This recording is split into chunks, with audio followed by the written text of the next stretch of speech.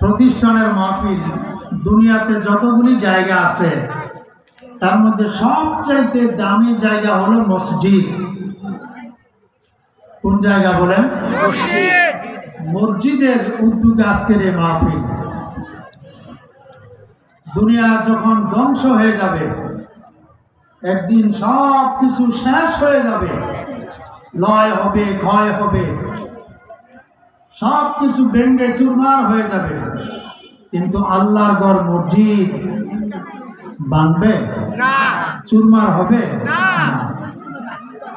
এমন একটি পবিত্র জায়গা মসজিদ, যে মসজিদে আমরা নামাজ আদায় করি, যে নামাজ আল্লাহ সুবহানাহু ওয়া তাআলা আমাদের উপর ফরজ করে দিয়েছেন। কয় ওয়াক্ত? সবাই বলেন 5 ওয়াক্ত।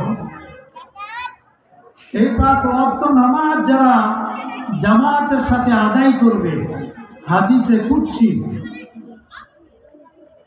আল্লাহ তাআলা রাসূলের মাধ্যমে জানায় দিয়েছেন, হে রাসূল আপনি জানায় দিন, যে ব্যক্তি 5 ওয়াক্ত নামাজ জামাতের সাথে আদায় করবে, আমি আল্লাহ পাক নিজ জিম্মাদারিতে তাদেরকে জান্নাতে পৌঁছায় দেব। সুবহানাল্লাহ। আমরা কি জান্নাতে যাইতে চাই কি চাই না বলেন? আল্লাহ পাক জান্নাত এবং জাহান্নাম বানাইছেন। জান্নাত হলো নেককার বান্দাবান্দীদের জন্য, জাহান্নাম হলো পাপী গুনাহগার ব্যক্তিদের জন্য। ঠিক না বেঠিক? ঠিক।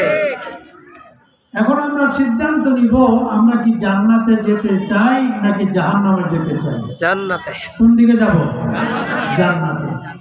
তো জান্নাতে যেতে হলে আমাদের কিছু কাজ করতে হবে, যে কাজ করা ছাড়া, যে আমল করা ছাড়া জান্নাতে যাওয়া সম্ভব না। ওই কাজগুলি কি কি কাজ করব? সেই কাজগুলি, সে আমলগুলি আল্লাহ সুবহানাহু ওয়া তাআলা যুগে যুগে নবী রাসূল এই বিস্তীর্ণ পৃথিবীর বুকে পাঠায়া জনসমুদ্রের মানুষদেরকে দাওয়াত দিয়েছেন। আলহামদুলিল্লাহ বলি। ওয়ালাকাদ বা'আথনা ফি কুল্লি উম্মাতির রাসূলা।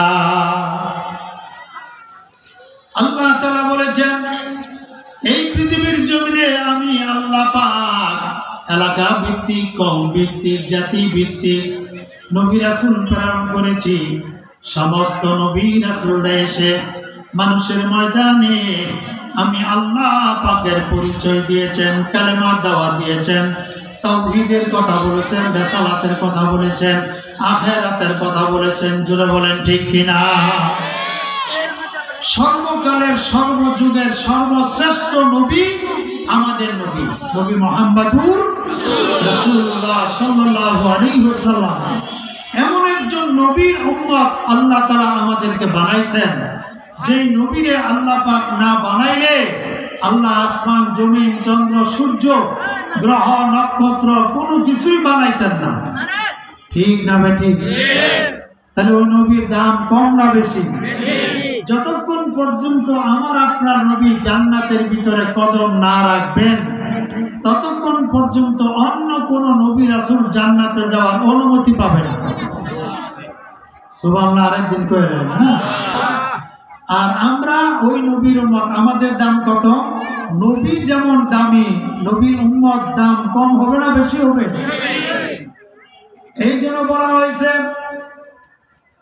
সবার আগে আমাদের নবী, নবী মুহাম্মদুর রাসূলুল্লাহ সাল্লাল্লাহু আলাইহি ওয়াসাল্লাম জান্নাতের ভিতরে কদম রাখবে।